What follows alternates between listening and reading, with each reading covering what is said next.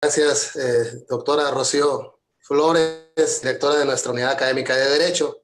Me es grato presentarme, Orlando Jiménez, catedrático de la Unidad Académica de Derecho, imparto la Unidad de Aprendizaje de Derecho Informático. Este evento que se hace en conmemoración al Mes Nacional del Derecho Digital, que es el mes de mayo, tiene a bien pues organizar esta jornada académica de Derecho Digital, que ha tenido pues éxito en su versión matutina y ahora estamos pues en el desarrollo de la jornada vespertina. De esta actividad que organiza la Unidad Académica de Derecho de la Universidad Autónoma de Nayarit, en coordinación con la Facultad de Derecho de la Universidad de Colima, la Academia Mexicana de Derecho Informático, la Academia Mexicana de Derecho Juan Velázquez y la ANFADE, que es la Asociación Nacional de Facultades, Escuelas de Derecho, Departamentos de Derecho e Institutos de Investigación Jurídica. Y además es importante mencionar los cuerpos académicos de las instituciones educativas mencionadas. Para la siguiente ponencia es preciso recordarles que posterior al tiempo de exposición de nuestro ponente se va a conceder un espacio para las preguntas y respuestas, por lo que les solicitamos registren las mismas en el chat de esta misma plataforma para poder tomarlas en cuenta. A continuación, entonces, tengo el honor de presentar al maestro Luis Enrique Vázquez de la Paz. El maestro Luis Enrique Vázquez de la Paz es licenciado en Derecho, egresado del Instituto Tecnológico de Estudios Superiores de Monterrey, Campus Guadalajara. Obtuvo su maestría en Derecho Comercial y de la Empresa con mención honorífica por la Universidad Panamericana de Guadalajara. De igual forma, actualmente cursa el doctorado interinstitucional en Derecho de las universidades de la ANUYES en la región occidente, bajo la línea de investigación del derecho por influencia de la tecnología. En su labor docente, ha sido catedrático del Instituto Tecnológico de Estudios Superiores de Monterrey, Campus Guadalajara, donde ha impartido las materias de Introducción al Derecho, Marco Legal de los Negocios, Normatividad de la Comunicación, Títulos de Crédito y Sociedades Mercantiles. En el campo profesional, se ha desempeñado como abogado litigante en las materias civil y mercantil. Ha sido asesor jurídico corporativo de diversas empresas nacionales e internacionales, refinando los procesos jurídicos internos para evitar riesgos y responsabilidades en las distintas materias, como lo son la materia laboral, temas de propiedad intelectual, contractual, de compliance, regulatorio, y asimismo se ha desempeñado como FinTech Advisor en Legal Hub Technology, donde trabajó en andamiaje legal y regulatorio para obtener la autorización como fondo de pago electrónico para algunos clientes o como crowdfunding para otros. Trabajó en equipos multidisciplinarios para elaborar planes de negocios, manuales de control interno, de administración de riesgos, de seguridad de la información, topologías de redes y procesos digitales. Entonces, damos la bienvenida al maestro Luis Enrique Vázquez de la Paz.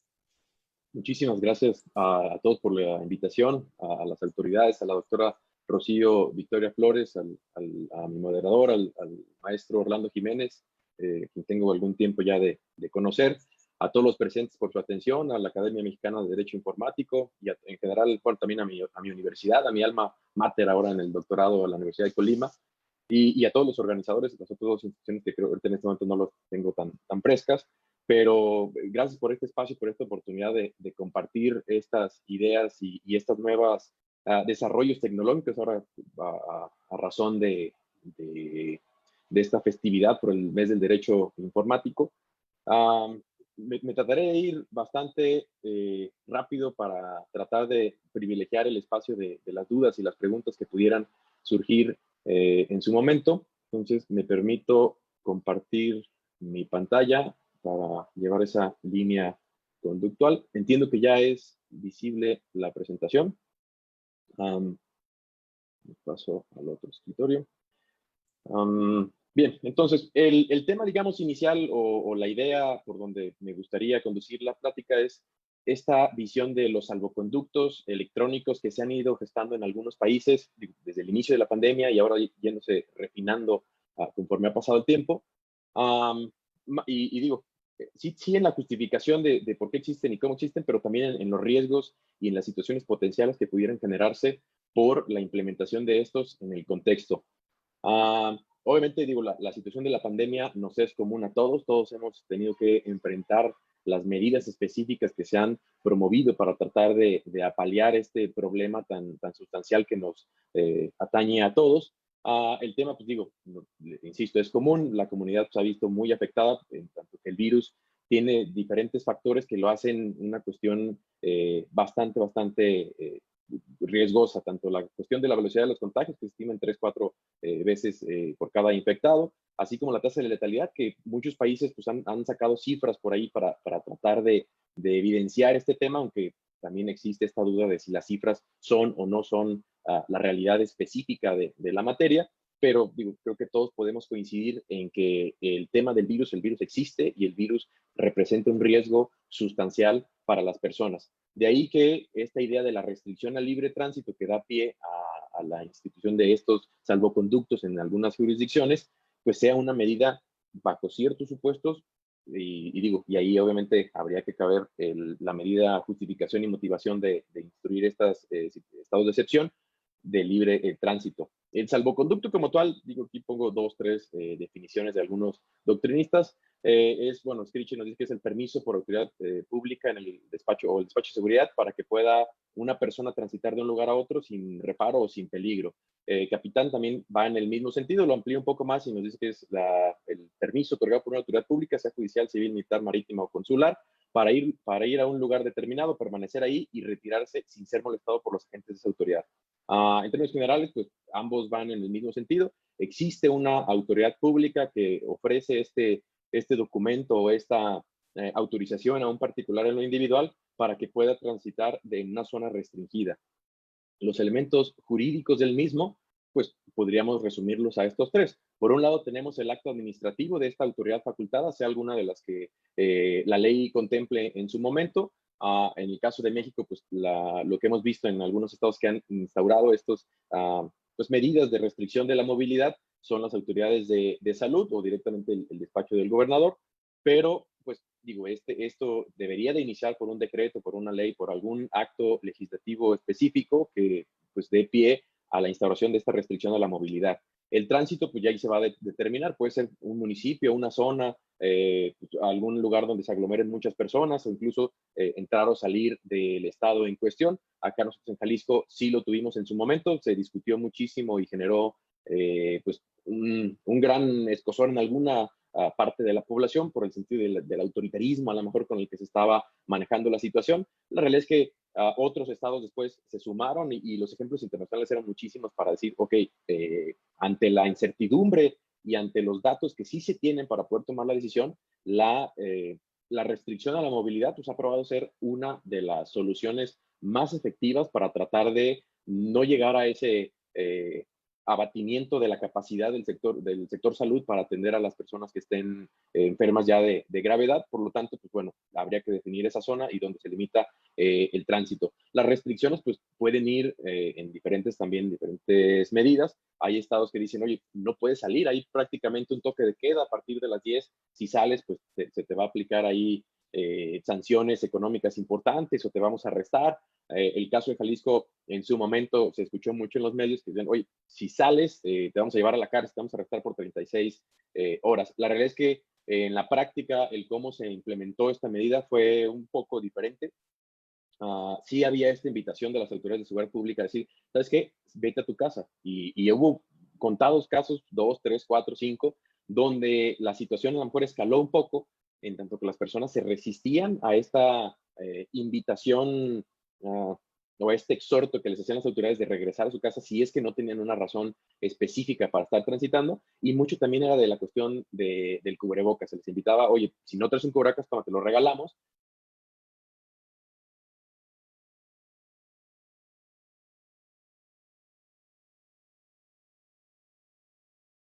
había de la intención de la autoridad como de los mecanismos de transmisión y todo esto.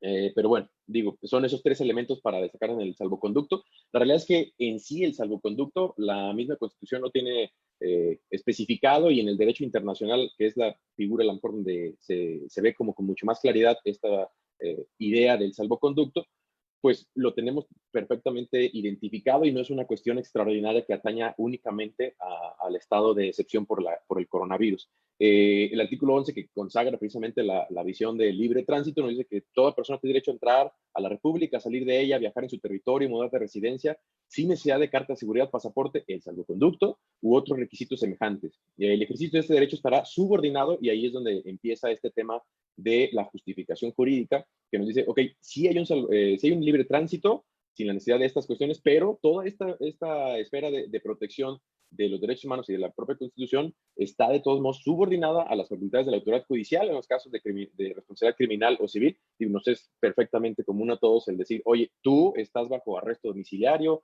o digamos, estás bajo libertad bajo fianza y no puedes salir del estado o no puedes salir del país. Es una cuestión común que pues no se discute, no es como que, oye, agarraste a Duarte o a alguno de estos perfiles grandes y lo tienes ahí encerrado. No es como que pobrecito su libertad de tránsito, es una cuestión que sí se puede, digamos, limitar. Bajo el otro supuesto es que las mismas autoridades administrativas, por lo que toca a las limitaciones que imponga la ley sobre migración, inmigración y la salubridad general de la República o extranjeros preciosos residentes en el país. Entonces, ahí está, digamos, el hilo conductor para poder pensar en que un salvoconducto electrónico pudiera estar justificado, obviamente subordinado a la autoridad administrativa en cuestión de salud. La misma Constitución y las leyes, tanto locales como en los diferentes estados, lo contemplan, que esta tutela del derecho a la salud corresponde, digamos, en ciertos puntos a la federación, pero también y a lo mejor principalmente a los estados y a los municipios. Obviamente, en tanto estos pues tienen esta proximidad social con las personas, son los que con mayor capacidad pueden pues entablar la relación o aplicar este tipo de medidas restrictivas. Eso por lo que lleva al tema de salud, pero a final de cuentas, si nos salimos un poco de lo que dicen las normas, y ahí es donde se empieza a poner interesante, pues esta cuestión del coronavirus y de las medidas que se tomen o no se tomen, pues dejan o se salen un poco de la esfera de lo particular, de los individuales, del individuo como persona y su esfera de derechos humanos, y nos vamos a una cuestión de orden público, de cómo las comunidades se autoprotegen o se autorregulan o digamos, interactúan unas con otras. Y bueno, la seguridad pública pues, es responsabilidad ya lo había mencionado por ahí, de la Federación de los Estados de los municipios, perdón, y todo es con el fin de salvaguardar la vida. Y ahí es el tema principal y el debate que siempre se ha, digamos, mantenido en la discusión mediática y en la discusión de los conocedores del asunto, en tanto que debería de privilegiarse. Si por un lado la vida de las personas sean afectadas de alguna situación específica de inmunosupresión o de algún factor de riesgo o cualquier otro, o si por el contrario tendrá que tratar de pensarse en salvar la economía o este concepto de vida, pues ya, vida y bienestar a más largo plazo.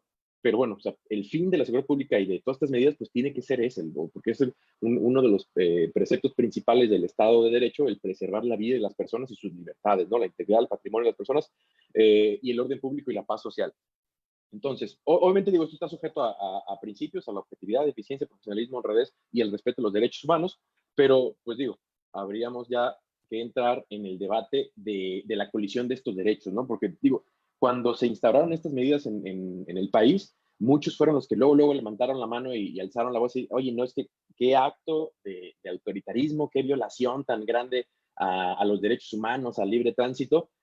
Híjole, pero bueno, pues si lo vemos así como en el titular, oye, restringen el libre tránsito, pues bueno, sin tener el contexto específico, pues pudiéramos sacar esa conclusión.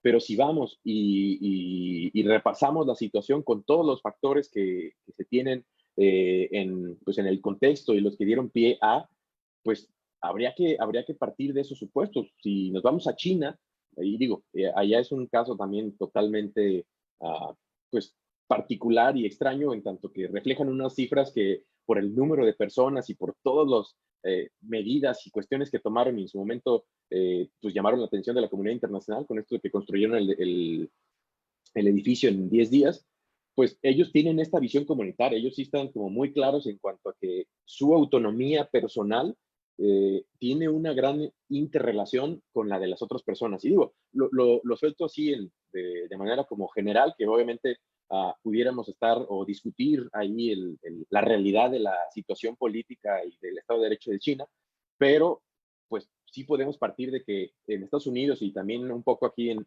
México, pues sí tenemos esta idea de lo individual, no partimos o no tomamos el tiempo de pensar en cómo nuestra esfera de protección o nuestros derechos, pues sí, tienen repercusiones y afectan a otras personas dentro de nuestra comunidad o incluso dentro del país. Y ahí la discusión, y sin detenerme mucho, porque a lo mejor ahí se nos iría pues una gran parte de la plática y todavía hay dos o tres temas que sí sería importante mencionar. Yo lo tengo muy claro en esta discusión entre lo naturalista y el positivismo muy estricto, decir, bueno, es que el gobernador o los gobernadores no pueden establecer este tipo de restricciones, ni por lo tanto tampoco los salvoconductos específicos, en tanto que no hay una ley específica que lo tenga claro. O sea, si no hay una ley, no lo va a poder hacer. Y digo, pues sí, o sea, si nos vamos a este estado paleopositivista, donde el estado es el policía, digamos, que trata de llevar a cabo las normas bajo cualquier circunstancia concreta, pues a lo mejor sí, pero si nos vamos a la propia dignidad de las personas y al propio reconocimiento de la intencionalidad de las normas, yo creo que jamás hubiéramos podido, o el constituyente en el 17 jamás hubiera podido prever esta situación. O sea, el pensar que un virus que a lo mejor en determinado momento, pues es una gripa o algo que algunos estimaban, pudiera llegar a tener este tipo de repercusiones que estamos viviendo el día de hoy. La verdad es que pues sería difícil y pasa mucho también con la tecnología que la propia ley establezca los parámetros específicos como para tratar de regular un fenómeno en concreto. Entonces, atendiendo ahora sí que al respeto irrestricto de la dignidad de las personas, el imponer esta pequeña pues carga a libre tránsito,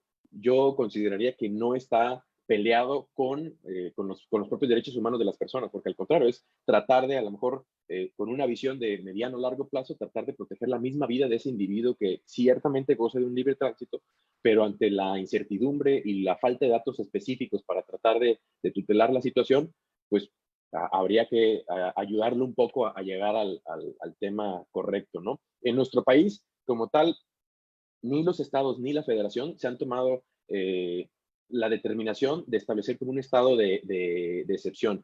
Sí se han hecho las invitaciones a la jornada de sana distancia, nos han hecho las recomendaciones ahora ya un poco más estructuradas del cubrebocas y la nueva normalidad y todas estas cuestiones, pero la realidad es que aquí nunca se ha tomado una decisión coercitiva de imponer restricciones específicas al tránsito. Se han hecho estas invitaciones y se han promovido, por ejemplo, en el caso de Jalisco, estos decretos para tratar de impulsar la conciencia de las personas hacia no estar yendo a las fiestas. Y digo, obviamente se puede discutir que si sea o no el objetivo de la norma, pero dentro del criterio pues es ese, ¿no? O sea, no es como que no quiero que salgas al doctor o no es que no quiera que vayas y compres víveres. La situación, y lo vimos en muchos ejemplos, es que muchas personas a lo mejor no tienen la conciencia completa y de ver el big picture del asunto y pues se van a las fiestas o se van a una reunión o salen estos casos que quién sabe si sean ciertos de las fiestas suecas para contagiarnos todo el coronavirus. Y pues son ese tipo de conductas las que trata de inhibir la norma, ¿no? Tratar de proteger a las personas, a lo mejor,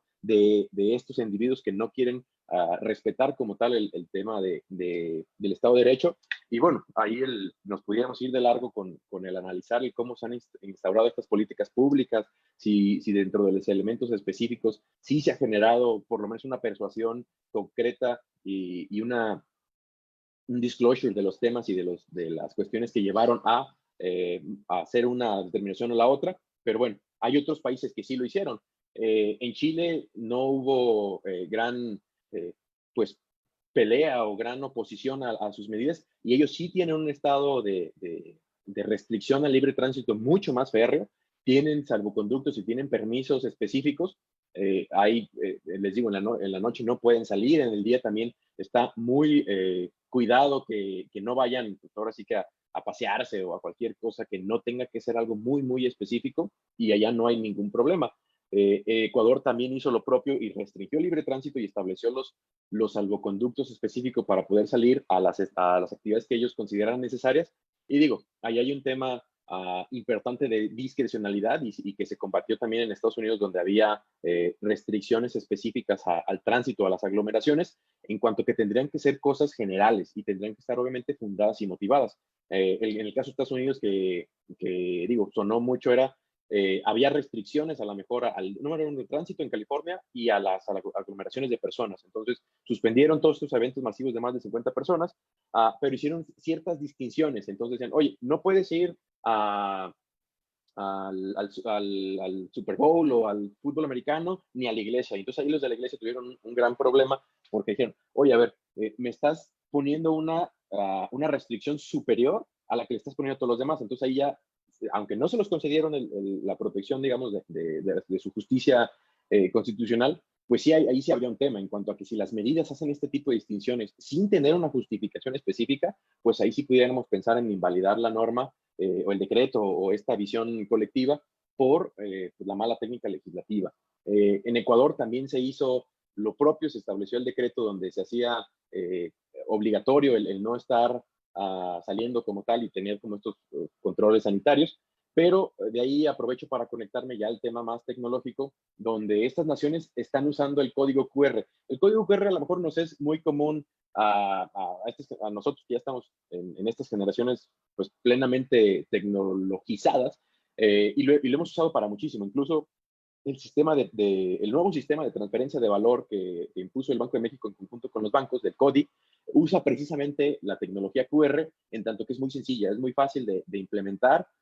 Cualquier smartphone, aunque no sea de gama alta, lo puede manejar sin ningún problema. Y digo, no es tanto una cuestión tecnológica inherente al super dispositivo específico, sino que es la generación de este código de barras, a lo mejor puede ser más común, para facilitárselo a la persona y que entonces él lo pueda mostrar si alguna autoridad lo detiene y le trata de averiguar qué es lo que está haciendo afuera. Obviamente hay que hacer un registro previo, hay que hacer ciertas formalidades y situaciones específicas para poder adquirir el código QR y poder transitar. Pero bueno, este apartado de digitalización, pues la verdad es que es sencillo generar estos códigos QR y también es sencillo tratar de tener esta base de datos centralizada. El tema ahí es que evidentemente requiere que el Estado en su momento tenga la capacidad tecnológica y la voluntad, obviamente, de hacer el esfuerzo por generar este tipo de mecanismos digitales para poder, pues ahora sí que tratar de tutelar la situación. En Rusia ahí ahorita lo tengo un poquito oxidado, pero lo que dice aquí es que mandes un mensaje al 13033 y el bla, bla, bla, bla, bla te va a responder con tu código QR, ¿no? El tema, pues, digo, no tiene mayor complicación. La realidad es que sí es un salvoconducto. Obviamente habrá que pensar en que este acto administrativo específico tuviera la fundamentación, la motivación y el respaldo legal específico para que no fuera algún disparate o no fuera susceptible de alterarse o de generar estos códigos QR apócrifos. La realidad es que, digo, ahí la autoridad tendría la centralización total de la solución y pudieran los policías o quienes lo estén implementando, pues tratar de sacarlo adelante. Me adelanto un poco a la otra medida, que es la que con mayor detenimiento quería abordar, y creo que ya estoy muy cerca del tiempo límite. El caso de China y también sus soluciones tecnológicas, pues son un tema aparte. Nos pudiera llevar 1 hora, 2 horas, o 3 o 4, no sé, muchísimas. Ellos allá están muchísimo más conectados. Tienen algunas ciudades que ya a lo mejor pudiéramos catalogar como ciudades inteligentes y tienen un fenómeno muy, muy particular que se llama las super apps. Ellos allá, digamos, no es que tengan un WhatsApp y un Facebook y una aplicación del banco, sino que tienen esta aplicación centralizada de las principales compañías tecnológicas. Tencent, si no me acuerdo, es uno, y el otro es WeChat, que se convirtió ya en esta super app. Entonces, esta aplicación, además de tener el WhatsApp, tiene su banco, tiene sus registros de compras, tiene un montón de cosas centralizadas. Entonces, lo que hicieron ellos es, además del QR, ellos ya dieron un paso más adelante, porque si no vamos a las otras autoridades es, ok, el código QR lo único que te da es la facultad administrativa del salvoconducto, ¿no? De ir de un punto a otro sin que yo te pueda meter la cárcel o imponer una sanción, porque digo, en el caso de Ecuador y nosotros estamos hablando, en Rusia eran $4,000 de sanción por salir sin la debida justificación, pero China ya dio un paso más adelante, dice, a ver, te voy a dar el código QR y aparte te voy a estar ejerciendo ya una calificación específica en base a tus rutas que has registrado en el momento o tu calificación social, que ya es otro tema a tratar, y te voy a dar un semáforo, ¿no? Entonces, rojo, enciérrate y no salgas, amarillo, 7 días, y verde, puedes ir a cualquier lado. Entonces, el tema es que como ellos tienen todos los datos para poder tomar las determinaciones, se vuelve bien interesante porque, híjole, ya ellos son juez y parte, digamos, en el sentido de decir, oye, todos estos puntos de identificación que tenemos de tu persona nos dicen que no salgas, entonces no salgas. Pero pues también, digo, ya la fundamentación y motivación de ese acto, si lo tratáramos de traer a nuestro país, pues estaría bien difícil. O sea, el decir en el oficio o en el acto jurídico o en el acto de molestia específico, el decir, oye, no salgas 2 semanas porque esto dice, pues bueno, ¿qué es lo que fundamenta que me digas que no puedo o que no, que evita que dentro de la discrecionalidad que tiene o que le otorga la norma, no estés actuando totalmente arbitrario? O sea, oye, este me cae gordo, enciérralo y sigo encerrando. Pero bueno, los resultados aparentemente son muy positivos para ellos. El código QR, como les digo, es una solución bastante sencilla que no requiere de mayor especificidad. Lo que sí es, en cuanto al apartado de fundamentación y motivación, si estamos pensando en las multas electrónicas, híjole, ha sido un tema muy sonado y muy combatido por juristas en donde hay estas fotoinfracciones, pero pues sí habríamos que tratar de pensar en si existe una firma electrónica para emitirlo o hay certificados por un tercero certificador para poder generar estos códigos QR que sean, pues ahora sí que como una documental público que tengan este valor específico probatorio. Me brinco un poco a esta otra propuesta que de plano no se ha implementado, de tener esta localización en tiempo real de las personas. Obviamente, desde el lado tecnológico requiere pues, de muchísimo trabajo, y no se diga, obviamente, del apartado invasivo, ¿no? De que el Estado sepa exactamente a dónde va, a dónde vienes, si regresas, si no regresas, pues es un tema que, pues, por las mismas implicaciones, no se ha llevado a cabo. Lo que sí se está llevando ya a cabo por diversos países es la implementación de la tecnología que Apple y Google generaron en conjunto para poder medir el riesgo de contagios o si hay alguna persona que esté ya contagiada y el cómo, digamos, se pudiera desencadenar una cadena de contagios hacia diferentes personas. La unión de estos gigantes enemigos en apariencia no fue precisamente una aplicación, y hay que hacer una distinción ahí bien, bien importante. Lo único que hicieron ellos es, dentro de su código, dentro de sus facultades, con sus usuarios y obviamente, dentro de los permisos que se tenga para poder generar este tipo de iniciativas, generar una API. ¿Qué es una API? Es una vía de comunicación específica con los servidores de Google y de Apple, ¿no? Entonces, pensemos lo que es como una llave, como una puerta que da este acceso a las personas, como para tratar de no complicarlo demasiado, pero es solamente un elemento de una solución específica. Ya las aplicaciones específicas que den uso a esta API deben de desarrollarse por los propios estados o por algún particular que obtenga la autorización para hacerlo. Entonces, dejo de compartir esto un segundo y me brinco un poco a otro infográfico que presenta más o menos el cómo se mueve esta situación. No sé si ahí ya estén visualizando mi pantalla. Creo que tengo que aquí reanudar.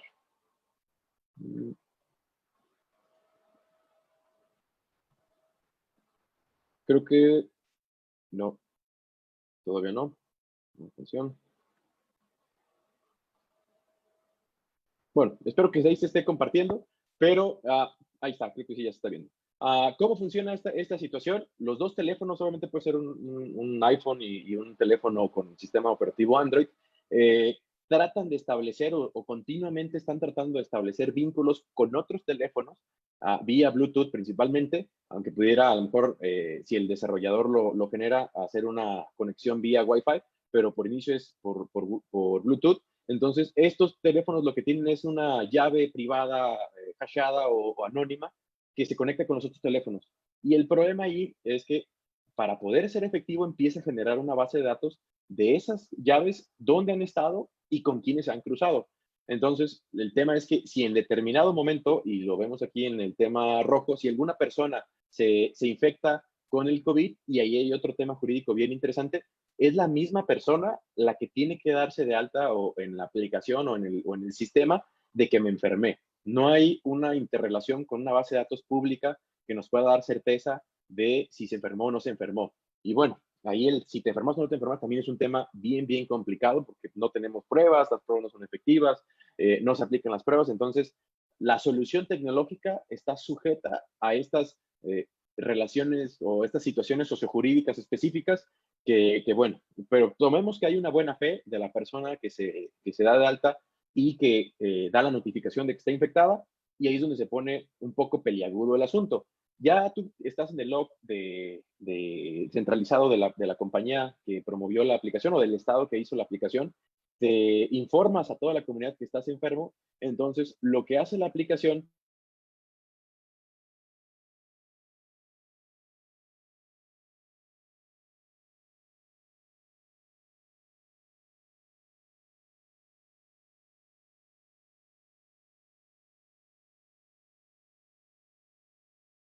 es generar de propagación del virus para poder pensar en que existe un riesgo fundado de que te pudieras haber infectado. Entonces, el tema aquí, les digo, hay diferentes aspectos jurídicos muy, muy importantes a tomar en cuenta, desde el momento en que diste los permisos, qué permisos diste, si la aplicación del Estado no se quiso pasar de lanza, y además de recabar esta información de puntos de ubicación, también recargó qué equipo tenías o algún otro dato identificativo que tendrá que estar sujeto a otra protección específica.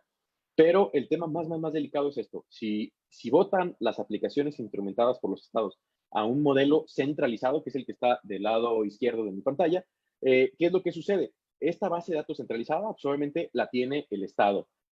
Lo que hace el teléfono es comunicarse y decir, oye, yo aquí estoy, y la misma base de datos centralizada del estado va a decir, oye, me di cuenta que estuviste en contacto con esta persona que estaba infectada. Entonces, ellos llevan el procedimiento de interacción de los datos, y ya lo único que generan es una alerta al usuario, decirle, a lo mejor estás infectado, ve y chécate, o seguramente estás infectado porque tuviste en contacto con 15, 20, 30 personas en un determinado periodo de tiempo. Entonces pues ya caminaste. El otro mecanismo es que el mismo teléfono del usuario, de una manera un poco más privada, tenga acceso, sí, vía API a la base de datos de interacciones, pero sea el mismo teléfono el que determine si existió el riesgo de contagio o no existió el riesgo de contagio. Obviamente, en ambos supuestos hay riesgos específicos aparejados, pero bueno, el tema a lo mejor sí sería el decantarse por la segunda solución, en tanto que aparentemente pudiera generar una mejor protección a los datos personales de las personas y una dificultad un poco mayor a establecer patrones de otro tipo vía Big Data, pero pues bueno, esa es la solución como tal. Si se fijan,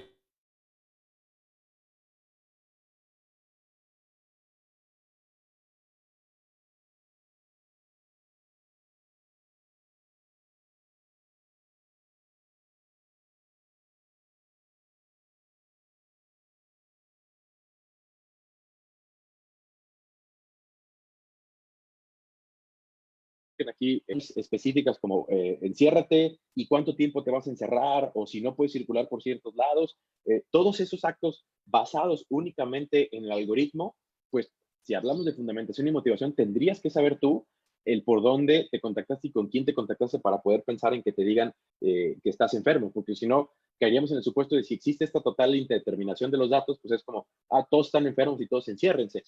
Pero bueno, no es el caso, no es lo que ha pasado en la realidad.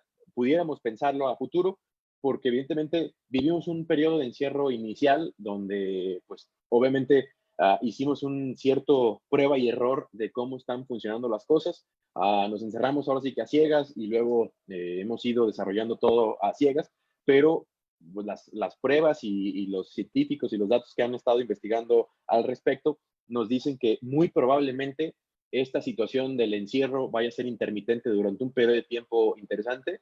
Entonces, ya no es solo pensar en cómo se pudieron hacer las cosas anteriormente, sino estas soluciones tristemente pudieran ser una cuestión a futuro, a pensar en cómo las pudiéramos implementar de una mejor manera, o cómo pudiéramos tener estos salvoconductos electrónicos que nos permitieran de cierta manera recobrar un poco de movilidad, porque obviamente tener esta noción de que nos permite determinar si nos infectamos, si no nos infectamos, nos ayudaría a un encierro mucho más selectivo y poder decir, oye, pues yo sí me encierro porque ya tengo esta evidencia sustancial específica, fundada y motivada para decirme que lo tengo que hacer. Y de otra manera, pues pudieras pensar en un libre tránsito. Pero digo, la solución tecnológica tendría que estar muy bien desarrollada, muy bien conectada y proteger en todo momento los derechos de los usuarios que estén alineados con estos ODS internacionales. Pero, pues no sé, digo, ahí dejo ya, creo que existen diferentes inquietudes que pudieran surgirle a la audiencia. Creo que ya estoy un poquito por encima del tiempo preestablecido, entonces pues me gustaría regresar el micrófono para ver si surgieron algunas dudas a lo largo de la explicación, o si quisieran que abordáramos algún tema de estos en lo específico, pues también a lo mejor pudiera ser más quirúrgico atenderlos directamente. Muchas gracias, maestro. Para dar continuidad a esta actividad, vía Facebook recogemos la pregunta de Cindy Sánchez González, que envía saludos y además pregunta, ¿cree que esta clase de tecnologías atenta contra el derecho a la privacidad y es posible el mal uso de los datos personales? Híjole, obviamente por sí sola o que dentro de su telos o dentro de los fines que se esté estableciendo, no creo que sea la intencionalidad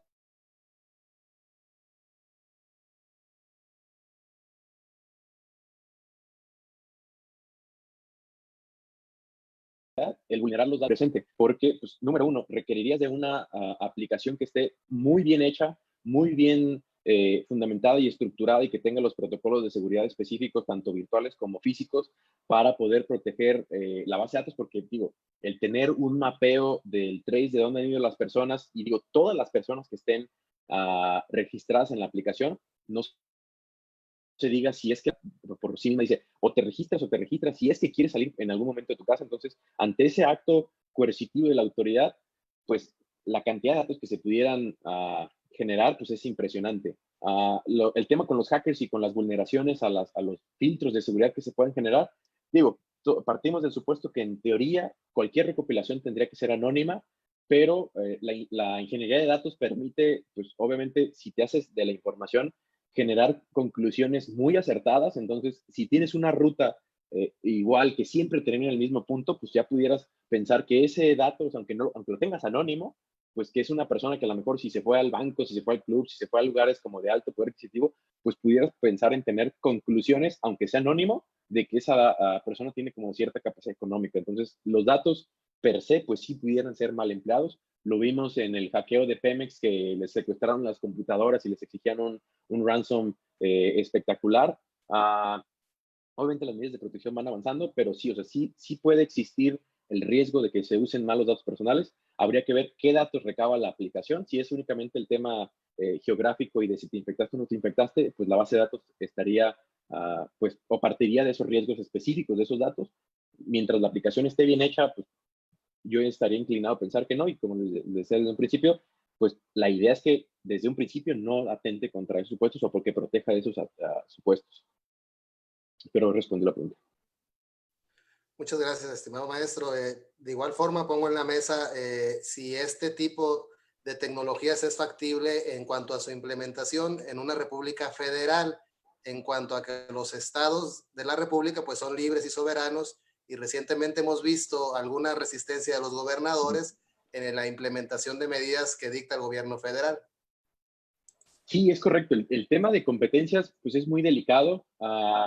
Si el acto es eminentemente restrictivo o que ejerce una invasión de facultades, de las facultades de la Federación de los Estados, que si lo vamos a ver en el tema de salud, pues ya vemos que sí existiría este tema, pues, híjole, sí partiríamos de que existiría esta resistencia y en cierta manera justificada de poder pensar en que se implementara, porque, pues sí, como tú atinadamente lo mencionas, el que lo implemente tendría que ser uno, porque la verdad es que el esfuerzo de generación de la aplicación en específico, de la protección a los datos y todo, sería difícil pensar que cada uno de los estados pudiera generar una aplicación. Sí tendría que ser desde la federación la iniciativa y que todos se sumaran a la misma.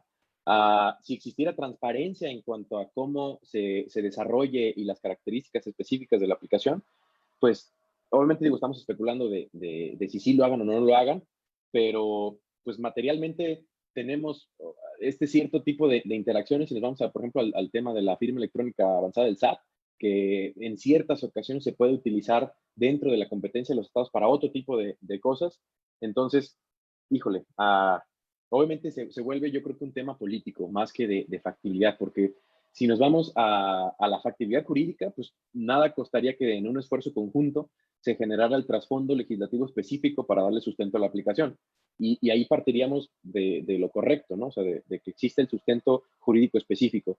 Pero ya el apartado político, el de que se permita o no se permita, y el interés a lo mejor detrás pues, de buscar a lo mejor la oveja negra o el gorgojo, aplicándolo ya las frases mágicas en el frijol, pues sí, yo creo que esa sería incluso la barrera principal a pensar en la posible implementación tecnológica, porque la realidad es que esta aplicación, bueno, esta API de Apple y Google es pública, o sea, cualquiera que haga, digamos, el trámite lo puede hacer sin ningún costo. Suecia y otros países en Europa ya lo están implementando, y lo más interesante ahí es que Europa es, ahora sí que la punta de lanza en tema de datos personales. Ellos son la licitación más férrea en cuanto a la protección de los datos de sus ciudadanos. Y si ellos son los que ya están en cierta manera confiando en estas soluciones tecnológicas, nos pudiera dar una presunción de que existe el respaldo tanto tecnológico como conceptual y práctico de la posible implementación para poder traerla a la realidad. Ya solo caería en un tema de voluntad política y de organización. Muchas gracias. Para ir ya casi cerrando esta brillante exposición, comenta Albazóchil Buenrostro Grande. Primeramente, agradezco a la maestra Rocío Victoria Flores, directora de la Unidad Académica de Derecho, su participación para que se realicen estas conferencias, y al expositor, maestro Luis Enrique Vázquez de la Paz, por su excelente ponencia. Y comenta, ¿serán perfectamente válidos estos convenios de colaboración del Estado con Google para su monitoreo de la movilidad y sobre todo bases de datos obtenidas a través de estas apps, ya que la legalidad de las mismas es deficiente? Sí, excelente pregunta. Y digo, Google como tal, en ciertos apartados, es el mejor amigo del gobierno en el tema de publicidad, de medios, que se ha ido descubriendo que existen contratos muy voluminosos para, digamos, meter presupuesto público en la publicidad que ofrece Google. Pero como tal, Google no tiene una representación o una entidad constituida en nuestro país. Entonces, habríamos de pensar en que sea el Estado mexicano generando este contrato, estos términos de uso con la entidad privada del derecho, de la legislación norteamericana. Entonces, sí, o sea, el armar un convenio específico que dé pie a poder utilizarla y los términos en que se va a poder estar utilizando, pues hay infinidad de supuestos que tener como muy, muy presentes y que tener mucho cuidado, porque obviamente si no se prevé bien, pues dónde se van a estar almacenando los datos, quién va a poder tener acceso, que es uno de los temas de ciberseguridad más específicos, es decir, quién sí va a poder acceder a esos datos como para poderle estar dando mantenimiento o poder estar coadyuvando a que no se generen estas filtraciones, y que siempre el factor humano es el de mayor riesgo. Sí, si desde ese lado no se establece bien, pues problemas. Y si desde el lado de, ok, lo voy a implementar, y yo cómo lo voy a implementar aquí en lo técnico en el Estado mexicano, pues yo pensaría que sí se va a necesitar un cierto apartado de comunicación o de interacción entre la empresa y el Estado para poder armar bien la solución tecnológica que esté pues a prueba de balas, digamos. El tema de los códigos QR es bien sencillo, o sea, ese realmente no merece pues mayor preocupación, porque solamente es el acto administrativo que se genera, no hay como una interacción de que el usuario vaya a regresar ciertos datos, sino que te envían el código QR y ya lo puedes cotejar con la base de datos del Estado.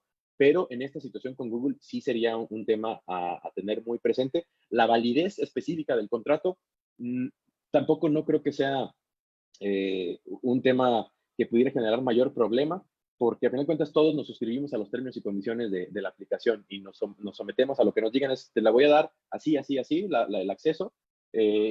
Vas a poder hacer esto y esto y esto. Si nos peleamos, nos vamos a un arbitraje. pero pues en términos del uso, creo que no estaría el problemático. El tema sería el cómo se implementa y tratar de cerrar bien la pinza para no tener problemas de ciberseguridad. Muy bien. Y bueno, también vía Facebook pues envían saludos de la Unidad Académica de Derecho, Angélica Georgina. También de igual forma nos ven de la Facultad de Derecho, la UDC, desde Colima, Montserrat Zapot. También de la Universidad de Guadalajara, Antonio Jiménez, y también igual de Guadalajara, Humberto Palos, entre otros de la ULM. De igual forma, compartan el stream.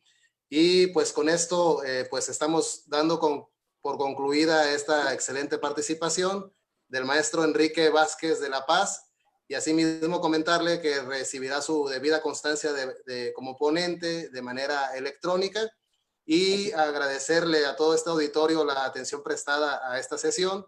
A continuación daremos paso para que se siga desarrollando el resto del programa de esta importante jornada académica de Derecho Digital. Muy buenas tardes.